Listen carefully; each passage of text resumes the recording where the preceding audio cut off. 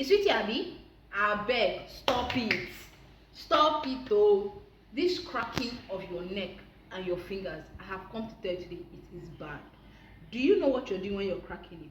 Your bones, you're causing them to rub against each other.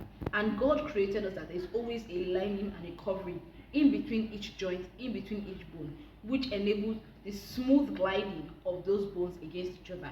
And in the case of your neck, which is your spine, there's a cushion-like soft jelly in between each bone. The more you do this, crack, crack, you see that those things, they will begin to deplete, reduce, wear and tear, and cause you pain. After you'll be wondering, why is my neck paining me? You are the one chopping it by yourself. You are the one using your hand to kill yourself. Until stop it. I just say my come one now. Thank you. It's your favorite physiotherapist, Lali. Don't forget.